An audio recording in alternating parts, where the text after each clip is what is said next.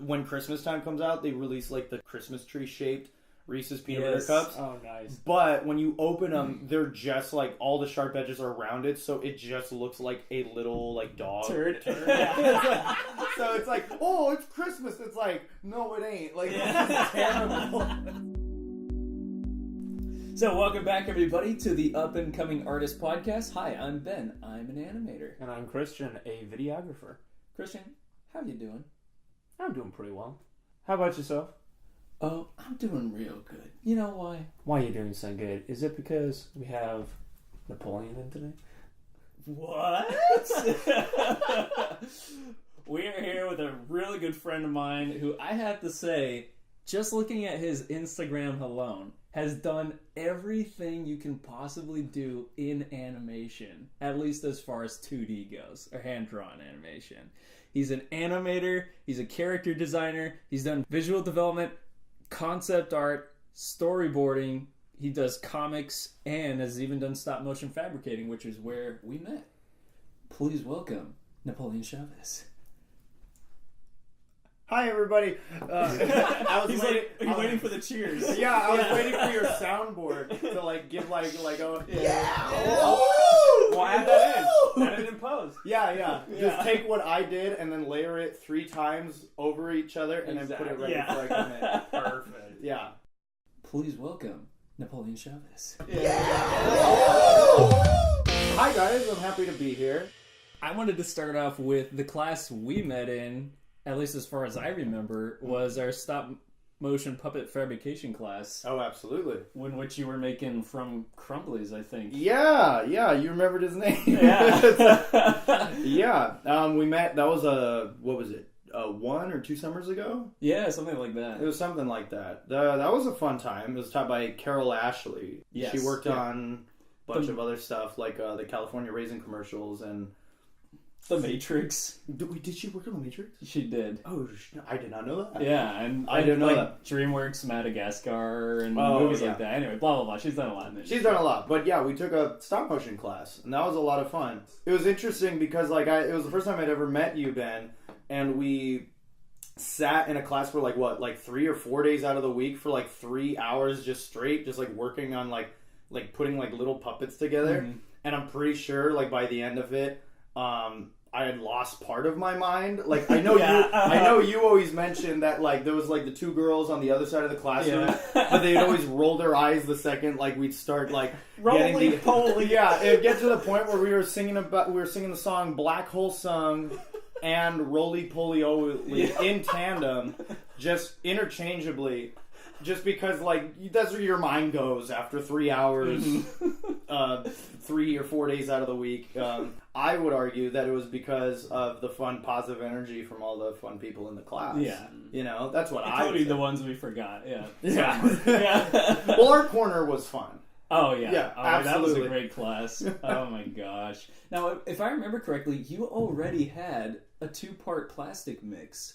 And all of us were kind of jealous because we're like having to fabricate it out of like sponges and stuff. And you've got like this super professional like mix already. Like, where'd you get that from? I got it from Blick, and you can also get it from like Westminster Art Supply Warehouse as well. Mm-hmm. It's just like this consumer friendly 2-part like silicone mold that just like that you just mix together, and like within 8 hours it cures and it makes like a really nice rubber. And I had actually learned that technique from Adam Savage's YouTube channel, where he like makes a bunch of cool stuff, and he used to show like fun little tutorials, and it's like, oh, you can get like this consumer friendly product, but I use this like studio grade product. I was actually using that to make just like little figurines because I was really into these like Nintendo figures that Nintendo would put out, and I would always say, well, how come they don't make this character? I want this character. They'll never make that character. So I would take it upon myself to make a Sculpey version of it. Wow. And then do a silicone mold of it. And then I'd have like a plastic durable version that I could then paint. So I was doing like sculpting of like on a miniature scale already for like 1.5 years before I'd gotten into that class. That's awesome, man. Yeah. Is there anything that you can't do? Yeah. I can't drive stick. Oh, well, me neither. Yeah. Christian can actually. Yeah, he does. I can't drive stick shift. Believe me, there's a long list of things I can't do, but But a longer one of what he can. And that reminds me Oh my gosh. of a cheesy transition.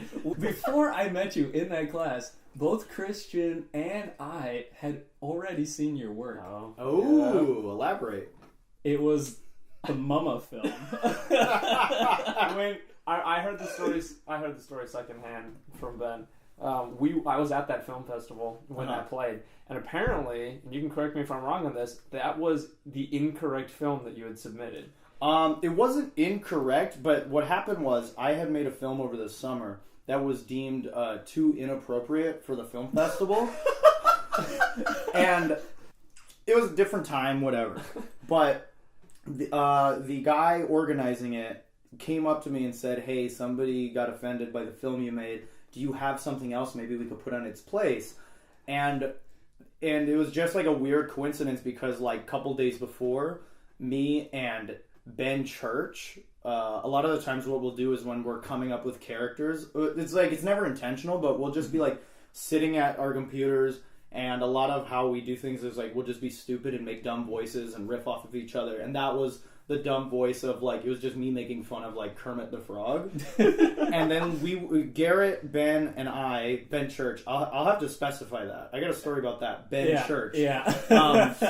But he's a good friend of ours as well as Garrett Nickel from Cal State Fullerton. Yeah, and we have like this little animation like group that we call ourselves Team Totino that will always make like cartoons together. But anyways, we went to the library and with that dumb stupid voice we recorded like a minute, and then in Flash we drew like just very crude drawings like like a very like rudimentary animatic, like okay, we'll animate this within the next coming weeks. Of course we didn't because that was like such a busy, it was like almost during finals time. Almost finals, yeah, so we never finished it. So I just had this animatic that we had never done anything with, and he's like, do you have anything else? I was like, well, I have this this like whatever you might want to call it. And in the pamphlet, it says by Garrett Nicole, but in the film festival, it said by Napoleon Chavez. So it was just like already a mess. Yeah. And it's like the audio was like badly exported, and like I was at the point where I was just like, whatever, I don't really care. And yet, it was the most amazing film of the entire festival. Yeah, I mean, if you heard like people like probably above everyone else just laughing their ass off, that was us too. It's a lot of nonsense, and it's what we found funny that afternoon. And then it's like, because the thing is, you might not think, but like certain jokes or certain bits have a shelf life. Mm-hmm. And like that was one of those that definitely did have a shelf life, but it was just one of those instances where we made it within that time period, and then made it, and it existed, and we put it somewhere, and then forgot about it. I think it's a thing that people should do a little bit more of, like, in the moment, make the thing that's making you the most happy at that moment, because you might move on, but for someone else it might still be like a great bit. Like, you guys still love it to this day. Got it? Well, it's like, that's still important. Of like, the one thing I see and I feel myself is that, like, a lot of the times you'll have an idea and it's like, oh, I'm not ready to make that yet, or oh, I think it's stupid, or oh, we can't do that because this person will say this. I was told a very important bit of advice when I was growing up in high school. I have a buddy of mine who, his name is Alejandro Beltran. He was a good friend of mine from high school, and he's a filmmaker, and he always said, you're never going to be good enough to make what you want to make. Just go ahead and make it. Because regardless, it's like if you make something, you're going to like learn by doing something, by working on that project, and you're going to get better because you're going to learn stuff from it that you can take into the next project. So like, don't ever think you can't make it. Like, if you're in the moment, make something right then in that moment. So then that way you have all this experience under your belt instead of you just kind of like meandering, like never making anything. So it's like, it's a good learning process, and one that I wish I did more of. So that Mama film is a good example of us just like, you know what, that's funny, let's make something. I don't know. It's a good like learning exercise to just like make something stupid. And I always feel that people should be allowed to make something stupid. Because, I mean, we went to school. You know, like when you're sitting in like a story session, it's just like, all right, we're going to put you in groups of 5. You got to make something. It's like, what about a chicken that works out of this, and there's always like 2 or 3 people in the group like, no, not Yeah. that. Like, maybe no. And it's like, well, then what are we gonna do? It's like, I don't know. It's like, you have to just yes and it. Like, it's just like, he's a chicken. Oh, and he works in an office. Oh, and he has a balloon for a head. Like, there's a great episode of It's Always Sunny in Philadelphia where they're writing a movie, and like, the movie, they didn't say no to any stupid ideas, and it's like, oh, it's a movie about Dolph Lundgren, and he's jacked, and he has a mesh crop top, and it's like, and he runs on all 4s, yes, and he solves mysteries in the night, he smells crime, and his head's a big nose. It's like, what? So it's just like, they never stopped, they never said no, they just kept coming up with these dumb ideas. So I feel it's important as an artist to just go with the dumb idea and just have a little bit of fun. That's what I get from that Mama film. Yeah. It's just like, that was just a dumb thing that had a shelf life, but it was still important. You know, like the dumb stuff are just as important as like the big things, you know? Yeah, and I think a lot of big artists will say the same thing. I know Quentin Tarantino made a movie that I'm not sure either he didn't release or he's never re-released since its original showing, and people have asked him to, and his response was always, I made that movie to learn how to make a movie. That doesn't mean anyone needs to see the thing. Yeah, and thinking about what you were saying, Napoleon, I feel like that's exactly what I see in your work, is you just going out there and making stuff. And that's why your stuff is so strong now, I think, you know? And that brings it all the way back. You were talking about high school. Is that where you first got into art, or when did that happen for you? Oh, geez. All right, let me take it back for you. As far as first getting into art, my mom actually saw the art bug in me. So, like, probably when I was, like, 3 or 4, you take a little kid to church, he's not sitting still. So my mom knew this and would bring pieces of paper and a pencil just to get me to sit still in church. And she'd be like, Napo, can you draw me, like, a cat? And it's like, and I'd be like, oh, yeah. And that's how she would calm me down in church. And, like, so my mom would always, like, push me to do art just to, like, kind of keep me busy. But then she also saw that I was talented in, like, she saw, like, oh, this kid has potential. She would, like, sign me up for art classes, like one in Garden Grove, just so I could like learn how to use chalk pastels. And when I moved to the Inland Empire, when I was growing up, she would take me to a Joanne Fabrics, and like I would take a cartooning class with some guy. So like she always made it a point to like encourage that part of me. So I was drawing like when I was like very, very young. I remember like going to Mexico and sitting in the dentist office. Because before we would go to the dentist in Mexico because that's just what you do when you don't have dental insurance. But the store next to it had like these little blank books that just said escribe, which means write. But you open it up and it's blank. There's no lines, so how can you write things? So my mom would buy me these blank books, and I would actually make like storybooks out of them. Oh, like that's cool. This character went off to the well or whatever. I don't remember what they were. But like my mom has these books somewhere. And I remember, like, even from that early of an age, I was thinking of storytelling. Like, my brother would look at a page, like, it's like, you didn't even put anything on this page. It's like you're wasting pages. And I look, it's like, no, it's just, the house is very small because it's very far away. So, like, in my head as a child, I was still thinking of, like, making something for an audience, which was interesting. Looking back on it now, like, if I had a kid and he told me that, I'd actually be incredibly impressed. But, not to toot my own horn, but I was drawing ever since I was just a little kid, and I didn't even really think to even have it be, like, something to pursue as a career until I was, like, at a job fair in my sophomore or junior year of high school, where, like, there was a university called Woodbury University in Burbank. And it was like, oh yeah, you can totally do this for a job. And I was like, really? And I was just like, well, let me do everything I can. And like they had, at my high school, we had a computer animation class. And it was really cool, except the first semester we didn't have any of the Adobe suite. So it was like, welcome to computer animation. We're going to teach you how to learn PowerPoint.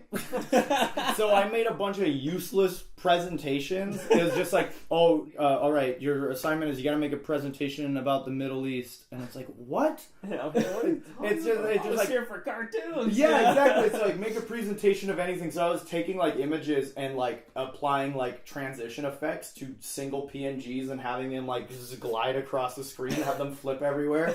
And then we moved on to Prezi, and Prezi's like even worse. Oh yeah, Prezi's the worst. It's the worst. It's like, isn't it? It's like cool for like a minute, where it's like, what? go. Yeah, the flipping of the screen. I was like, this is a waste of my time. And then it's like, well, we got Adobe Flash, so do you want to stay? And then I did. And that was a lot of fun because like it was like Adobe Flash where you're learning from a book.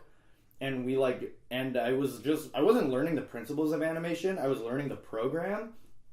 And after like a semester, I was making okay things like, oh, something glides onto the screen and then glides back out. Like I know concept of easing in and easing out.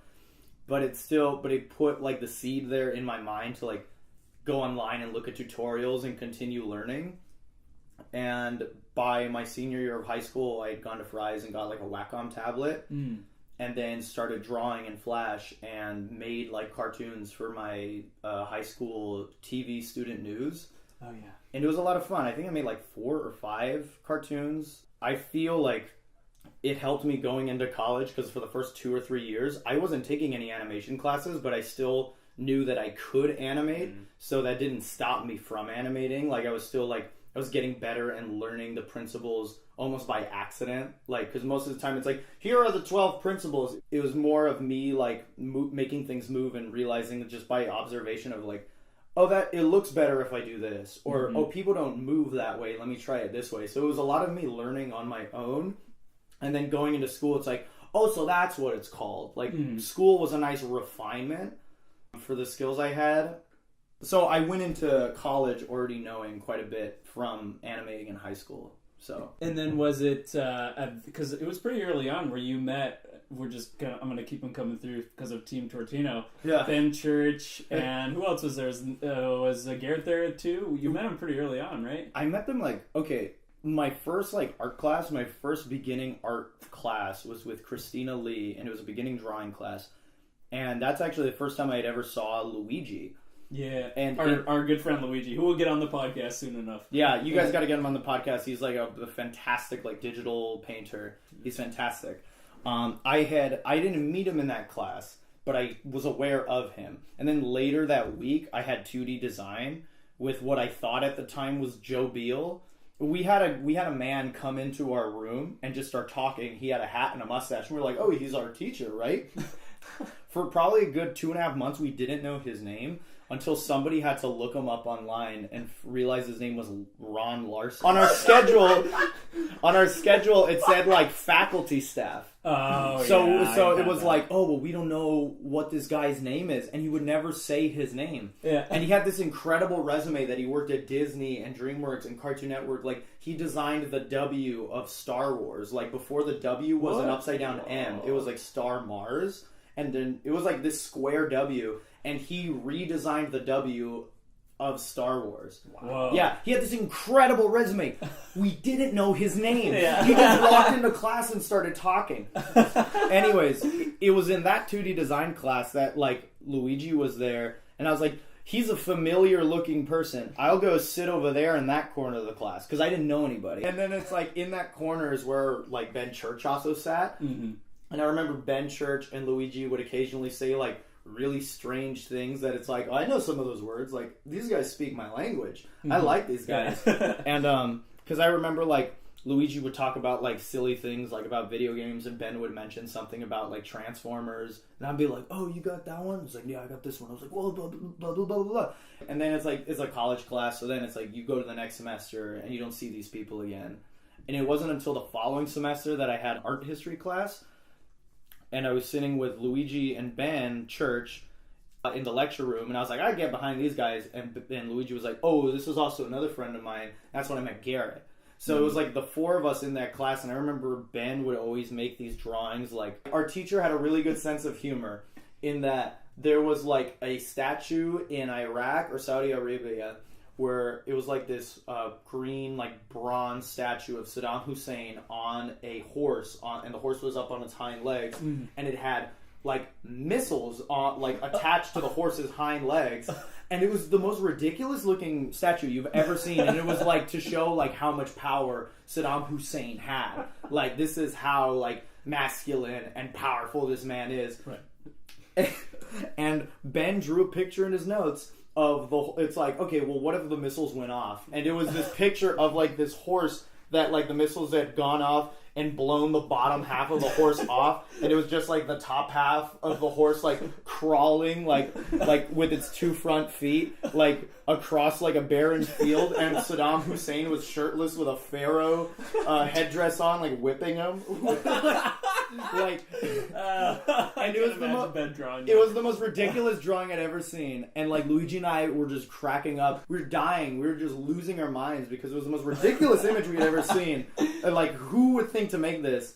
And it was also that semester that Luigi said like, "Hey, there's this 24-hour film animation thing that the Pencil Mileage Club is doing. We should sign up to do it." And I was like, well, I can't think of any other better people than the 4 of us right here.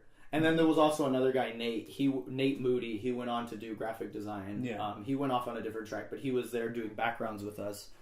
And that's where really like our animation group started. We were watching this Tim and Eric video called Totino Pizza Boy. Oh, yeah. That it's like, and it was just this weirdly edited video, and we just kept watching it, and it was just like one of those things that we would just quote back and forth to each other. And then when Luigi was signing up, I was at work, and I just got a text. He's like, "What do we call our team?" And I was like, I was like, "I'm packing boxes. I can't really talk right now." I was like, "Team Totino." Okay? And then he was like, "It's like done. That's it. Perfect." And it was like no debate. It was just like, "Yep, that's our name." Yeah.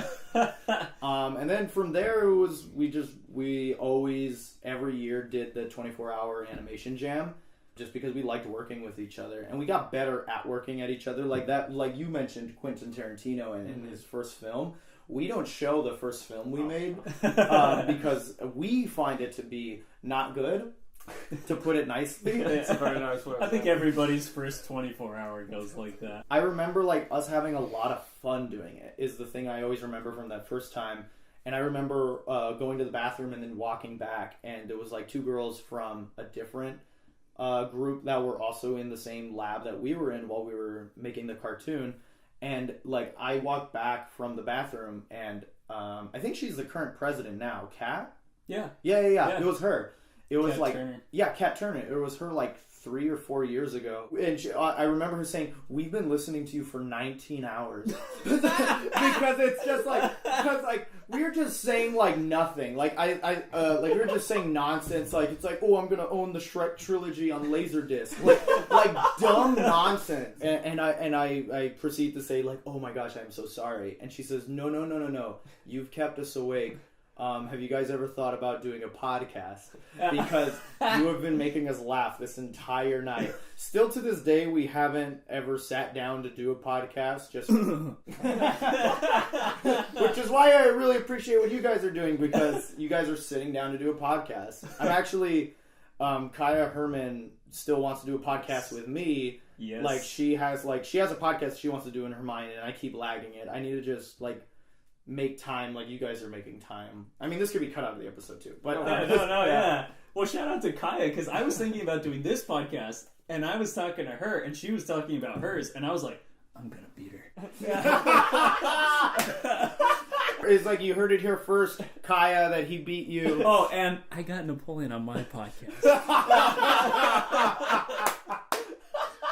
No, I love Kaya. She's great. But no, could you even go into that a little bit more? We've kind of alluded to the 24-hour animation challenge before. Could you talk about that and then the films you guys made? Because now at school, Team Totino is like kind of famous for like how great these are, because they're just so funny. Well, yeah. Just for anyone who doesn't know, the 24-hour film. I always want to say film, but I know it's the 24 animation. Yeah. It's a jumble. It's a collection of words. I mean, isn't everything just a collection of words? The 24-hour animation jam, which is not just at Fullerton. It's always held like the first weekend of October throughout so many different schools, and it's grown so much every single year. From a bunch of animation schools in California, a bunch of schools around the United States. There's even like a high school somewhere in Australia that's participating. Mm-hmm. There's places in Mexico that are also participating. It's just been getting bigger and bigger. Canada, yeah, of course. I don't know why I forgot Canada. I just jumped over Canada. You get into groups of 5, and you're given a prompt, and you have 24 hours to create a 30-second animated short based on that prompt. It can't be less than 30. It can't be more than 30. It has to be 30 seconds based on that prompt. And what I've always liked about it is that it gives you that limitation, and within limitation you're able to be incredibly creative. I feel like it's a great like boot camp for animating just like an animated project, like just being on a production and working with people and being on a team, which I always felt like it only happened once a year, and I felt like it should have happened multiple times a year, because for me it was one of like my favorite learning experiences being at Fullerton. Yeah, I already talked about like our first year, terrible. Like the prompt that they gave us the first year was introduce, it's like, okay, it's a short involving what if technology was introduced during prehistoric times. And it's like, it's a broad concept, but everybody came up with the same idea of like, a caveman getting a smartphone. Funny story, that year our school won because they had a creative angle with it where the caveman was like a stop motion puppet that was doing a vlog, and it's like, oh, I got this new wheel, and it's like this, it was really creative. I think like Tony was on that project. Ari was on that project. Victoria was on that project. Yes. Megan was on that project. Yeah, Potty Squad, shout out. That was a great team. That was really, really smart and really, really imaginative. That was a good like learning experience, and then we were able to come, and it was actually because of Potty Squad. Luigi does his little investigating. Luigi's really, really good at like learning different things. And he came to me, he's like, hey, I went and asked Potty Squad, like, hey, what was their process? And we completely ripped them off and then did that the next year. I'll tell you what we did, so it sounds like our thing. But, the second year, we went, as soon as we got the prompt, we went to Red Robin, got dinner, walked away from the school, didn't have any interference with like the other teams of like what they might be doing. Oh, I heard this team might be doing this. And it's like we sat down, we had dinner, and we had a more relaxed development environment, and we were like way more chill. It's like, we got this, we're hanging out. And I believe that was the year that the prompt was, because the previous year the prompt was way too specific. So this year they were like, okay, make a short involving a physical or a metaphorical wall. And I'm like, what? I was like, this is such a dumb prompt. And we just kept going back and forth. Like, we kept laughing about it. Like, when animated movies came out after Toy Story, a lot of the animated movies were like, what if this came to life? Yeah. So it was like, it's like, this project is so dumb. It's almost as dumb as those ideas. Like, what if a wall came to life? And it's like, voiced by celebrities. And it's like, I'm Mark Wahlberg. He's like, oh, I'm a wall, but that doesn't mean I can't love. Like, just like dumb stuff. And we kept coming back to that. And like Ben and I kept riffing on it, and then Luigi got in it, and we just kept laughing and laughing. And Garrett was like, let's just make this one. Yeah. Because Garrett in his production mind was like, okay, it's a wall. It won't move. So we don't have to actually animate too much of it. Because we have 24 hours to make this. Yeah. And it was actually interesting because our fifth guy that weekend couldn't make it. So it was just a team of four of us. Like, looking back in retrospect, it was very smart with our 4-man team to make something that didn't require too much and was very doable within 24 hours. And that's actually where the name From Crumblies came from. Oh, nice. Because I was like trying to make fun of Walt Disney. Like, it's like, the commercials is like, Walt Disney presents Bambi now on home video. Like those old commercials. It was always like, Walt Disney presents. So I was like, oh, what's a bootleg name of Walt Disney? I was like, ooh, From Crumblies presents Walls. And I kept saying it, and the name kept making me laugh. Ben Church kept looking at me. He's like, it's like, it would make sense if it was like Schmalt Whitney, but no one will understand what From Crumblies means. That is the most nonsense name I've ever heard.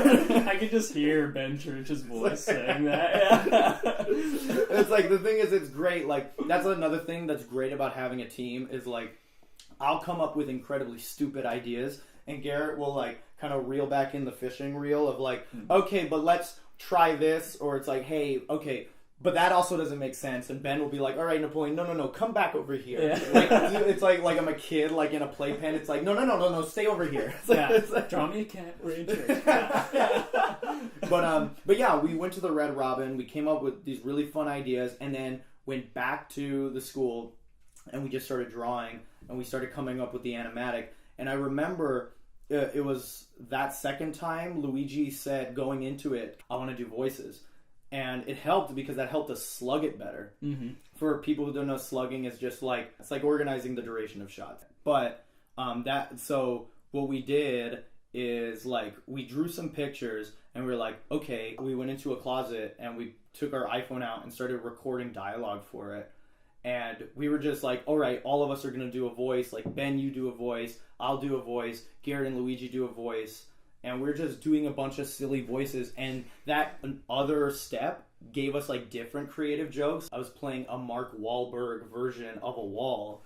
So, like, I think the line was like, oh, I'm a wall, but that doesn't mean I can't love. Yeah. But while we were recording the audio, I was just being dumb and saying the line wrong. I was like, just because I'm a wall doesn't mean I don't have a heart of gold. And it was like the dumbest line. And Luigi was like, that's the one we're using. Yeah. It's like, that's so dumb. We're using that one. And it was like, it was a beautiful blend of everybody understanding what page everyone was on. Yeah. And everyone, like, just not saying no. It was just like, yep, that's the one we're going with. Oh, yes, we're doing that. Right. Ronald Reagan. Yes. Yeah. It's like, that's stupid. That's in there. Yeah. Like, and it was like, so it was this beautiful blend of just us getting along and always like, just always saying yes and always going for something fun. And it was actually, that night was the first time I'd ever met Mike Dietz. And Mike Dietz, if you don't know Mike Dietz, he is like one of the biggest animation superstars in the business. He's so humble, but he has done everything. Mm-hmm. That was the first time we'd ever met Mike Dietz. And the thing is, we're talking about our production. It's like, Garrett's going to do the shot where Will Ferrell's there with the dog, but I'll animate the dog. And then, Ben, you're going to do the animation of Mark Wahlberg and the girl, but Garrett is going to do the coloring for that background, but Luigi's going to handle Ronald Reagan. So we're talking about it, like, because we've already sat with this idea, and we're already like, oh, it's like, okay, we're already organizing, we're in work mode. And probably, like, again, just like Kat Turner, hour 19, Mike, he's drinking his Pepsi and, like, doing something on the computer, takes off his glasses and leans back and looks at us. He's like, you guys have been talking the entire night. And I have an idea of what your short looks like in my head, but for my own sanity, I need you to show me when you're done. Because I need to know what this looks like. Because it was like this giant ball of nonsense. And then he went back to eating a Pop-Tart. But like, that was my first time ever meeting Mike Dietz, and I had never had a class with him. And funny story about that, I have a friend that I interned with. She was classmates with Mike Dietz's son, Bobby Dietz. Oh, yeah. Yeah, and then she said, like, it's like, I guess, like, she had talked to him, like, in passing while meeting, like, her friend's dad. And so he was like, oh, I'm a teacher at Fullerton. It's like, oh, well, do you know... And she texted me, it's like, do you know a guy named Mike Dietz? I'm like, yeah. I spent 24 hours with him at one point. Ask him about that. That's awesome, man. I mean, that goes to show exactly what you were talking about earlier. You guys just made what you felt was funniest. You know, what you felt was right. And you pushed yourselves, too, because the 24-hour, it doesn't matter, like, if it's a wall moving or not. You gotta really have your drawing chops together and animating. So you guys really put that in and made a hilarious film. I do have a question piggybacking off of that story. Do you really think that your animation has developed and your skills have developed because you had a friend group that, you know, fostered a culture of, we're just going to go for it, we're just going to make something? Yeah, absolutely, 100%. I feel like I wouldn't be where I'm at if not for, like, the group that I had. Because, yeah, if you spend time, like, making stuff, there's an old Keenan and Kel Nickelodeon movie called Two Heads Are Better Than Nine. It's like, your idea is good, but someone could come along and help you make it better. It's just also a matter of motivation. Like, being with a group of people, like, it's like they're working hard, you know, I gotta work hard too. You know, it's just motivating you to keep going. Because if you're just by yourself, like, it's like, you know what, I'll just go to sleep. Because in my mind, when I think about being an artist, I don't necessarily think about just animating and the skill of being an artist. I think about the ideas, because probably at the end of the day, the ideas and the creativity of a piece is probably the most important, because that's what people will see, regardless of how good the art is. And that's something that I myself struggle with, is like, is this the best idea? Or is this the best idea that I can have? Like, sometimes I'll write comics and by the time I'm finished writing it, it's like, this is maybe uninspired, or I don't appreciate that I drew this whole thing and the writing is bad, or I don't care about this joke anymore. And that being said, I've written a lot of the comics I've written in a vacuum without people. So they would have definitely benefited if I had more people with me. Just on Monday, I was just hanging out with Luigi and we were just working on stuff. He was doing digital painting and I was doing a turnaround. So yeah, absolutely. To answer your question, yeah, 100%. And do you think that college helped? Because you met these guys in college. Yeah. Do you think that college was a great place to foster those friendships, a little bit of joint pain together? Absolutely. I know most people will always say that you don't need college, and I'll probably agree with that point. But I know that I got a lot of very good things out of college.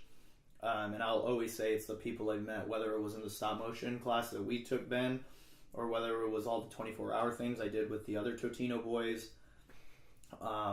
But yeah, or the professors I've met that helped me or encouraged me. I also even say the only internship that I took while I was in school, I wouldn't have been able to do if I wasn't in a college course, because they were only going to compensate me in college credit. Yeah. So I wouldn't have been able to take that internship if it had not been for college. And being in that class really helped me think of, okay, this is something you should do as a job. You should be a professional about it. So going back into my last 2 years of school, I was able to think of everything I did as okay, but is this on the level that it would need to be for a professional level? And it's and I think that was important too. So I feel that I got a lot out of college. That being said, there's still so much more that I still wish I learned. Like I said earlier, I learned animating in Flash before I got to college in high school. So if I had not done that, I don't know if I would have been where I was, because I feel a lot of things in college are very scratching the surface. And I feel some of the classes disincentivize you to explore, because it's that class isn't available. Or, if you take that, it doesn't count towards your GPA. Or it's you've already taken 4 of these classes. If you take that one, you won't get any units. So it's it's really hard to get better and explore on college's time. So it's college is good for scratching the surface, but as far as getting better, that's on you to do. But I did get a lot of good things out of college, mainly the people and the professors, and and the work ethic as well. To go back to it, because this is really where we got to know each other. Speaking of the Totino Boys, because of the great films you guys had done, you guys were kind of recognized at the school. And so I'd love to hear about, did you approach Andy, or did Professor Andy Fida approach you about making what eventually became 4 Walls in a Roach? We were so grateful in that people actually wanted to work on the project. But anyways, as far as that, I remember, this actually goes back to the school not giving the classes they need. I was so frustrated that I wasn't taking an animation class. It was my 2.5 year there, or I was in my 4th semester and I wasn't taking an animation class. Luigi suggested that Ben Church, Garrett, him and I take the group project class, just so that we could have an excuse to work together on stuff. So we took that class. And like I said, we were always riffing with each other of just coming up with dumb scenarios. That's the class where we came up with the Mama short. We were always just saying dumb stuff back and forth to each other. It's dude, Napoleon, people are trying to work, and it's we'd always be doing dumb stuff. Yeah. And it wasn't. And at the end of that semester, Andy Fedak had came up to us, me and Ben, and said, "Hey, I don't know how old you guys are, but would you guys consider doing a short? Is this something you would want to do, an animated short?" And I'm yeah, but in my head, it's I had not taken an animation class. We had done the 24-hour thing, but we weren't as experienced as we were 2 years later. Right. So in my head, I was hey, that's very nice that you think we're funny and that we have great ideas, but I was just yeah, Andy, that's great. And then just kind of just went away. Yeah, exactly. I just brushed it off. And never really thought twice about it. But then I go to do grad check with Andy. Like, I was like, oh, I only have like 8 more classes left. I have like 2 more semesters. And he's like, ooh, you have like 3 more semesters. I'm like, what? It's like, yeah, you have like this many more classes left. Okay. And then like, I was just kind of like, he could see it in my face that I was not happy to hear that. So Andy kind of, he looked at me and he's like, well, if you're staying an extra semester, do you want to do the group project? He's like, would you want to like make a short and come up with something? I was like, that buried the seed into my head, and I started thinking about it, and I took it to Ben Church, and I thought like, okay, Ben, we should make something. We should put something together. And we had written like a 15 to 16 minute short of like these like British country club men that go hunting a fox in the forest, and that like they come across a Mayan temple and like grab like this artifact and hallucinate and like get swallowed by a giant fox, and it's like they have like this psychedelic experience. Like this dumb cartoon. It was meant to like start off like a Looney Tunes like Roadrunner cartoon of just like very simple, like, oh, they're chasing a fox, oh, and they're silly, and then it turns into a Bob Clampett. Yeah, exactly. Like, or Chuck Savory. Exactly. Yeah. Like it was like we were going for a very ambitious thing, but we had the fortune of also seeing all the other group projects and seeing them get really ambitious, and us thinking like, you know what, we're not going to try and make a series, or like this isn't going to be a pilot to something. Let's just make a cartoon that can exist on its own. Like, let's say something like the Dover Boys. Like, something that can exist on its own, and that's it. So that was our main thing, and we took it, and we rewrote it, and wrote it, and then rewrote it, and with all 4 of us. And then we took it to Andy, and he said, like, oh, this is a little long. Do you think you can cut out this and cut out that? And it was to the point, like, if we cut out so much of it, it's not going to be really anything that we're proud of. And me and Ben were sitting in Ben's apartment, because Ben had just recently moved into a new apartment, and Ben and his girlfriend were talking about how they had to like deal with a bunch of roaches infesting their apartment when they first moved in. So like me and Ben just started riffing. It's just like, oh, why don't you just make a little box full of roaches, and they have little houses. Oh, what if they had a little community, and they have like water sports, and they just hang out, and then it's like they have like community nights, and some roaches aren't into it. Like we just started riffing. Essentially, we just like wrote the short just by riffing, and we were just doing all this dumb stuff. It's like, oh, what if there's this roach, and he's all like, oh, bro, like this bro roach, like this frat boy roach. It's like, oh, and then there's a roach that's not having it. There's a roach that's like tired. Oh, and then this and that. But then it's like, oh, what if it's this giant community, and it's like, and it takes over your apartment, and it's like, oh, and then you take it outside and you leave it outside or whatever. Like we were just riffing, and it was funny at the time. And then like about a week passes by, and we're like, what do we do for our short that we were pitching to Andy? Because there's a deadline that you have to pitch that to him too. Yeah, it was because we were writing the Country Club Man one in the summertime, and then it was like September or October. It was like September when he said like you should cut it, and it was like probably beginning of October that we were like, it's like, hey, that dumb thing we were saying the other night, what if that was the short? And what if that was like 4 minutes? What if we made a solid like 4 minutes of that? And then we started, and then what we did is we kept the writing to just Ben and I, because we were like, okay, if we get Garrett and Luigi involved, it's like there's so many hands in the cookie jar. It's like, right, get the structure first. The Mayan temple's coming back. Yeah, it's like do it like keep it small, do it small, make sure it's tight, and then like we pitched it to Andy within like a couple weeks, and it's like, hey Andy, we pivoted, we're doing this instead, and he's like, okay. And then Andy had an idea of what it could be, so he was always pushing it to be more edgy, and he's like, oh, this is cool, it has so much potential. So, and then like we had to pitch it November 25th, and that was the date we were always given. And then like I get an email, and it says like, oh, well actually we're pitching it November 20th. This was on top of like my 4 classes and work that I had to do. Right. So like I was like, Ben, can we do it this weekend? Is like, no, I'm so busy. And Garrett was really busy. And like Garrett was like, I don't know how you guys are going to pitch it. Like that's like almost not enough time. And Luigi was like, well, I got time. We'll do it. He had just had this positive optimism that he was just like, no, we got this, and never once stressed out. So Luigi and I drew the boards like to pitch it, like the beat boards. There were more beat boards than storyboards. Yeah. More like a like a storybook. But you guys had a lot of beat boards. We did. Like that pitch. I remember I was there. Over that weekend, we made it ready to pitch for that day.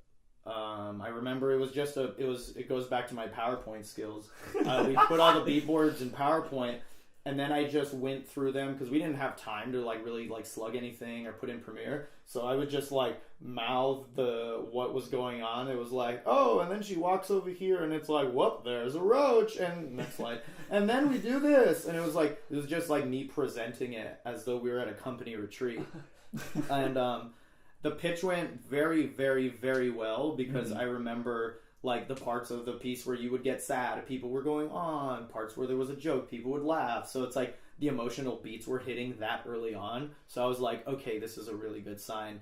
And I remember we had a lot of really good people afterwards come. Ben Davis included. There's too many Bens. I know.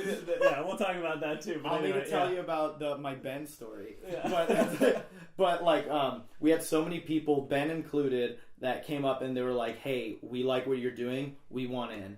And it was so great, but then also so heartbreaking because we could only have 6 people in the class. So it was just like, hey, whoever gets in. There was a student who was a really good background artist. I won't say his name. I don't know if he wants to be talked about. He was a really good background artist, but couldn't, and really wanted to be a part of the project, couldn't make it in because it said that he didn't have the prerequisite. And I was like, that was so heartbreaking. And there was so many people that, like, we had like a total of 6 of us that were part of the project. And we had more people that couldn't make it in. Like, I'm going to give a shout out to DeMarco Cruz. Woo! Woo! DeMarco Cruz. He's the best. He's the best. He wasn't in the class, but showed up every single week and said, like, hey, I know I can't get credit for it, but how can I help? And he would do like a solid full-on scenes. Yeah, he would do like a solid like 3 seconds of animation every week. And he oh sorry. No, go ahead. No, chime in. He was like the recruiter. He'd get other people who were in the class either be like, hey, do you want to get on this project? And every week he'd bring in new people. We get more people on it. Oh my gosh, I totally forgot about that. Yeah, he brought in Yuri, he brought in Eunice. Like he brought in all these people because like DeMarco was always showing people because he was like, he texted me one day, he's like, oh, can I show people like what I'm working on? I'm like, absolutely. And he would show people and he's like, and we had like 3 people join, like just like contributing what they can, and people were always apologizing like, oh, I wish I could do more, but I just don't have the time. I'm like, and I'm not getting any credit. Yeah. It's like, do you realize how grateful I am that you are coming and helping us out? It was one shot that was handed off to like 7 different people. But and it's probably like one of the number 1 shots of the whole thing because of that. Because you guys plussed each other every time. Yeah. It's just, I think like with that project, the one thing I wish is we had more time to plus it. But what it came out to be was still like a lot of fun. It was so refreshing because like not all of it was on me. Like I would show up and like Luigi just took it upon himself to be like production coordinator, and he would make a list and it's like, all right, people are working on this, people are working on this. Like I didn't even ask him to do it and he just went ahead and did it.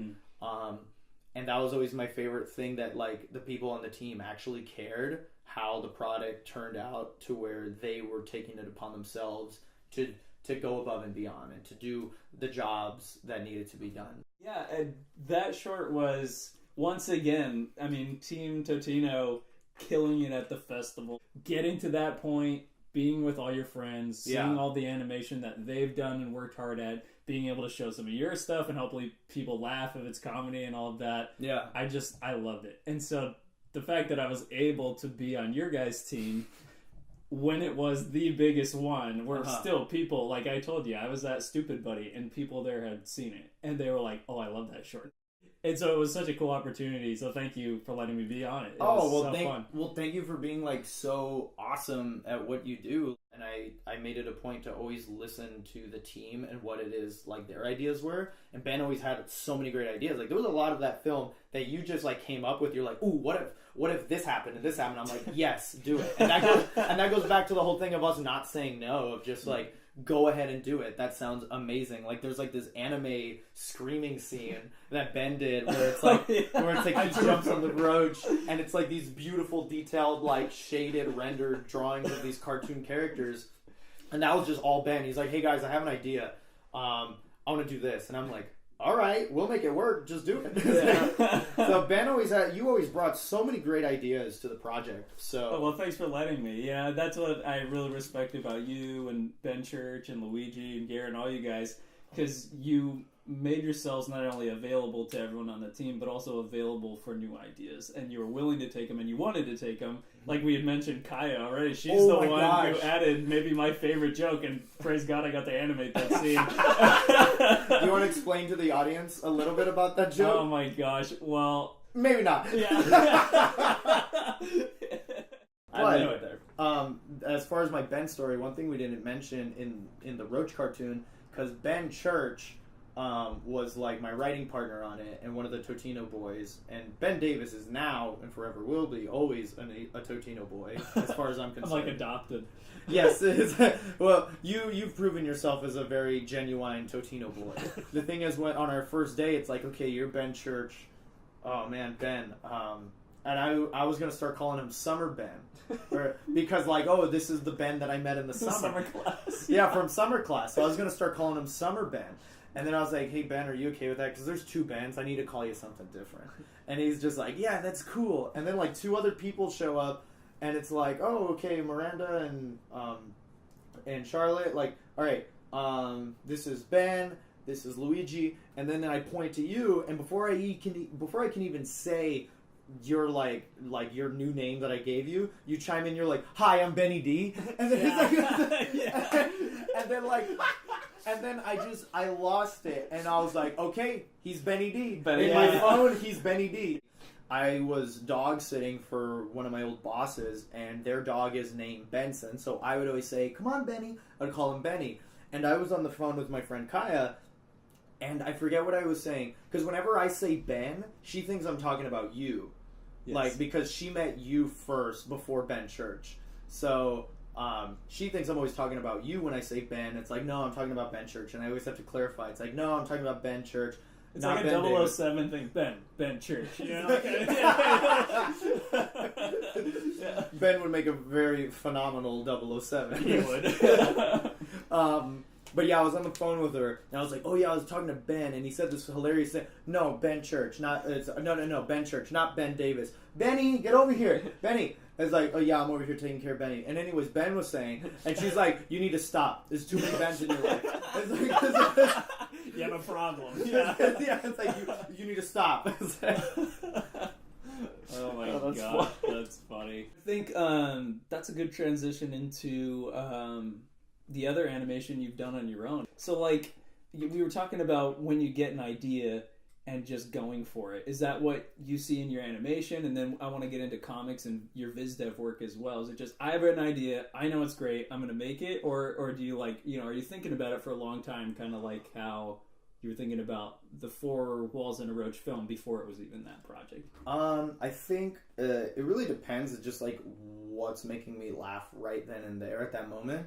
That Larry the Cable Guy animation was from a podcast that came out in October. So even when we were when we were developing the Roach pre-production stuff, was when I wanted to make that Larry the Cable Guy thing. And I always just wanted to make, like, it. And it's not, like, the best idea. It's just, honestly, it's just lip-syncing and maybe, like, some character performance animation.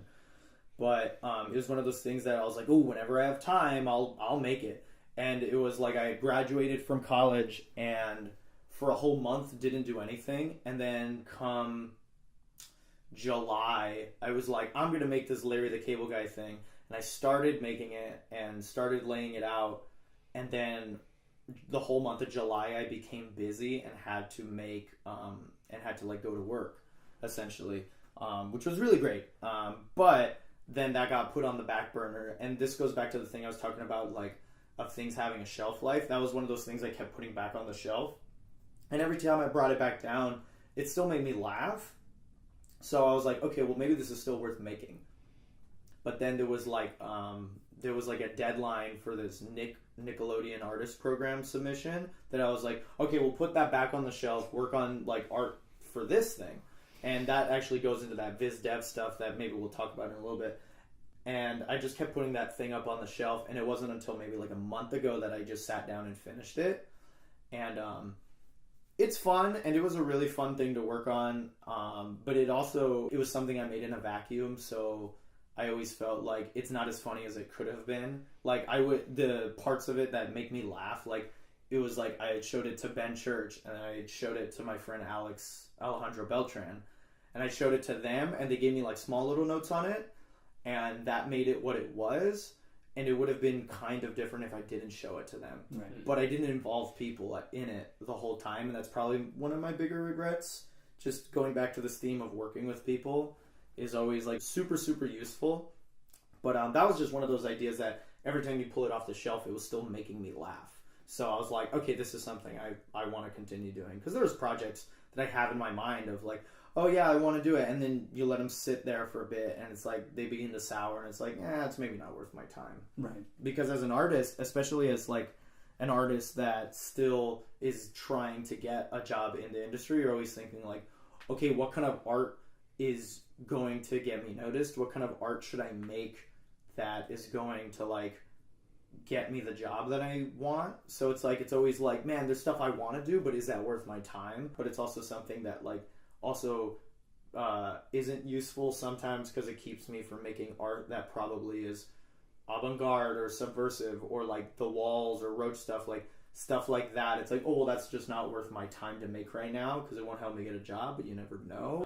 I know there's a lot of animators that use the Game Grumps, that use Super Mega to make their stuff, and I'm curious, like, do you think I think it's wise, but I want to get your opinion on this, to like find source material that's already funny, just to like sharpen your other skills. Right. So like then you're not having to worry so much about like, well, is the audio funny? It's like you already know it is. You can focus like on the thing that's important, which is maybe the animation being funny or the scenario in which the characters are funny. It's funny you mention that because my opinions on that are always like, it's great to have something to animate to, and it's a great source, especially if you're like learning to like animate along to something and to like practice lip syncing and practice character performance.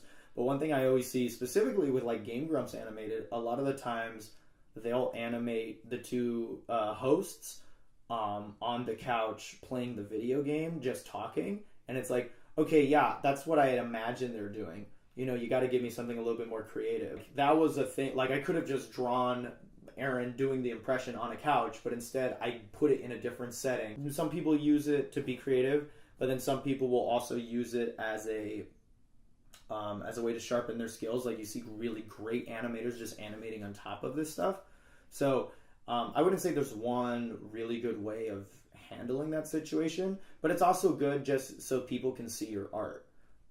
Because it's like, it's something that people are already looking for, and people just like the Game Grump, so it shows up in searches. Just like, that's like doing fan art and doing fan animations is just a fun way to not only practice, but to give people, like, there's already a built-in audience that will then look at your art, and then you can get notes from people you wouldn't have usually have gotten notes for.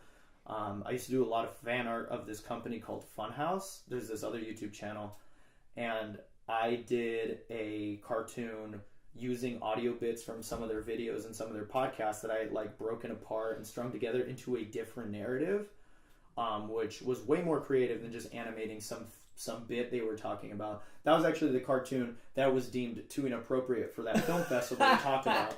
I won't get too much into that one, but me doing that was actually helped me get an internship position at that company, Funhouse, because there was already that built-in audience. There was a lot of eyeballs, and they were like, oh well, this kid's talented, and we can have him work for free and we don't have to pay him. So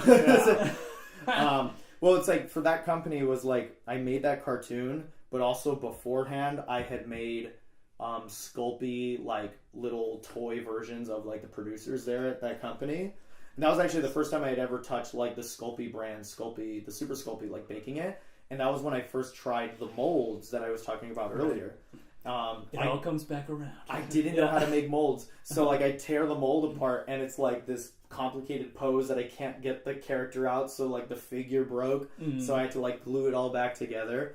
But and then when it got shipped to them, like they were broken in the box. No. One of them stayed preserved, because I had not only made like a little figure, but I had made like the toy box with like the packaging art Oh, on the nice. back. That's awesome. So yeah, it made like the nice little piece. And I remember like Luigi was watching a video in class of like one of their news reads. Like they did like news reads, and they had like decoration in the back, and my toy was on the shelf behind them. Oh, Luigi wow. was like, I know where that's from. Yeah. But anyways, I had done that and the cartoon, and I had done a bunch of other fan art. So they had like brought me on board as an intern, and because I was like an artist, they said like, well, he's free. We can have him make a whole bunch of other art. Like I made like banner art for a convention they went for. So at their convention, I made art for like a fake Chinese mobile game that they made up. And like at the end of the internship, they had done like a Dungeons and Dragons show where they had where like they all played like different characters. So I drew the character art for their characters, and then I left. And then they brought me back on as a contract employee to continue doing work for that Dungeons and Dragons show.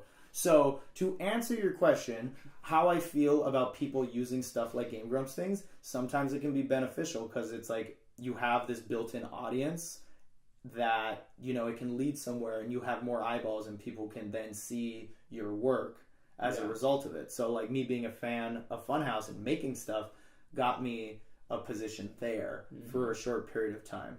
But I also think it's important to understand, like, make art because it's fun. Like I always go back to that, because like I had to stop making Funhouse fan art because at a point I realized like I'm not making this because I like the videos or because I'm even watching them. I'm making this because I want people to see my art, and that's disingenuous. You know, I don't want, it's like, yeah, I didn't feel it was right to use their built-in audience to bolster my self-esteem and my art. So I had to stop at a certain point, and it's like only make art for them if you truly want to make that art, or if you have like a fun idea for it.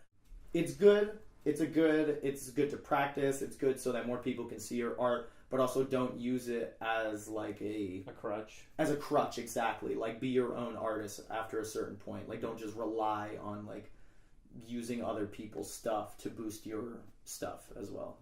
And basically I wanted to use that as my cheesy transition to say, so we've talked a lot about work you did in school, work you've done on your own, but what we haven't heard yet is work that you would like to do in the future. Like, where do you see yourself? I mean, obviously, where you are right now as a result of everything that you've done, but where do you see that launching you into the future? Like, what are your goals, and, you know, where do you see yourself in 5 years and all that kind of stuff? If you could just come up with, like, a quick wrap-up for, like, where you want to be and what you hope to become. Yeah, absolutely.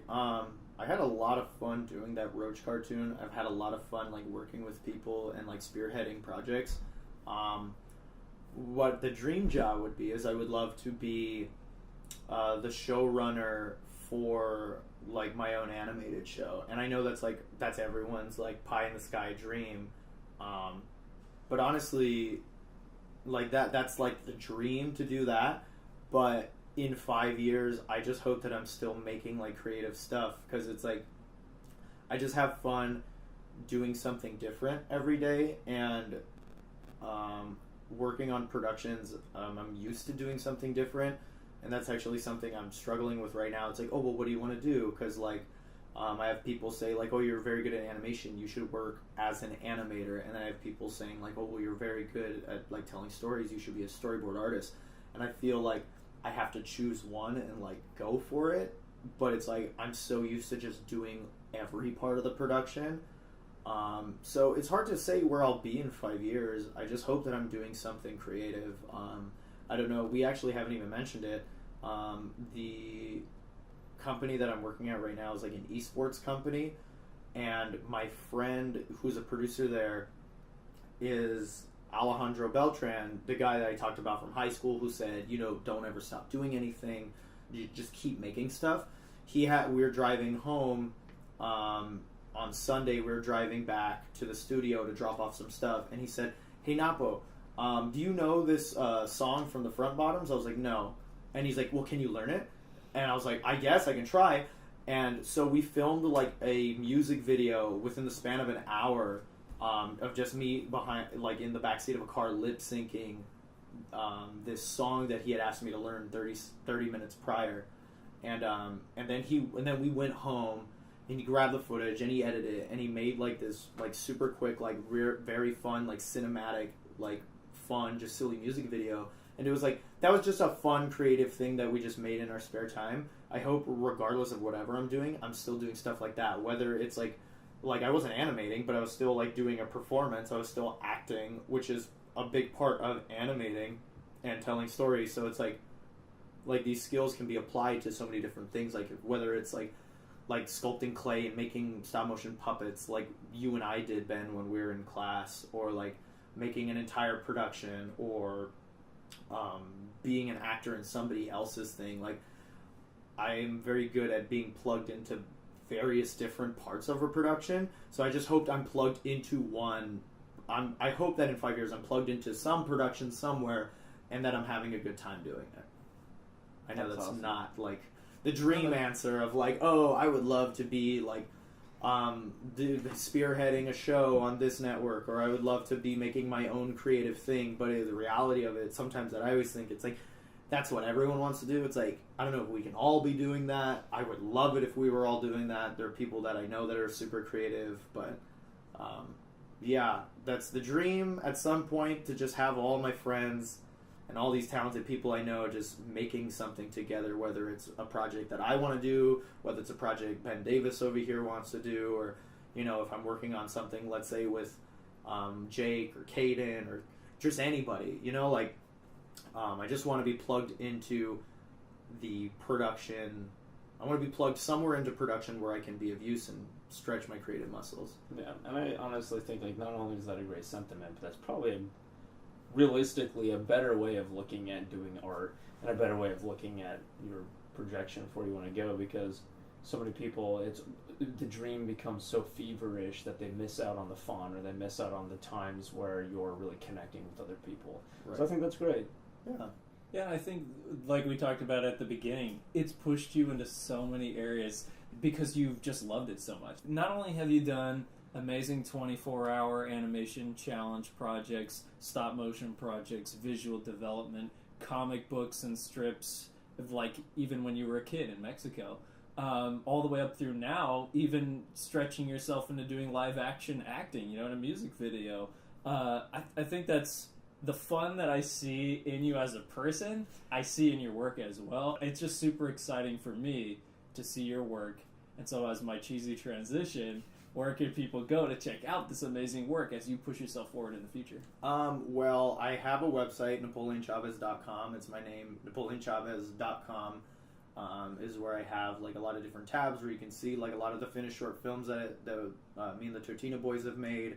I have an Instagram, Napoleon Chavez _. That's where I post more regularly, and I have like different Instagram stories there from time to time. And let's see, there's Instagram, there's Twitter. I'm Drilly812 on Twitter. I don't know how to change the Twitter handle. I wish I knew how. Maybe somebody can help me. I actually started the past couple of days streaming on Twitch. Like when I'm just drawing on the computer, I'll put on music and just stream what I draw.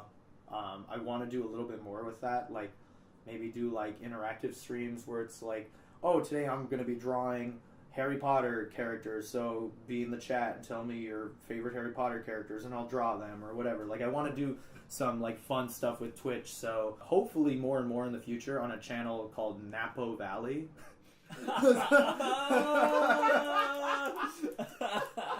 Oh my gosh, that just buried Benny D in the ground. That's an amazing name. Yeah, so as far as where can people go check out my work, I have NapoleonChavez.com, Napoleon Chavez _ on Instagram, Drilly812 on Twitter, and Napo Valley on Twitch. Well, cool. Thank you so much for coming on the podcast. This has been a blast. Thanks again, man. Like I said, your work is always super exciting. I'm always glad to wake up in the morning, get a bowl of cereal, and watch your Instagram stories and just laugh and laugh because they're always a good time. So I'm glad that now some of my brothers have been able to meet you and you'll be able to come over and just have a good time. So thanks, man. Yeah, for sure. Well, thank you so much, guys. Yeah, thanks again, man.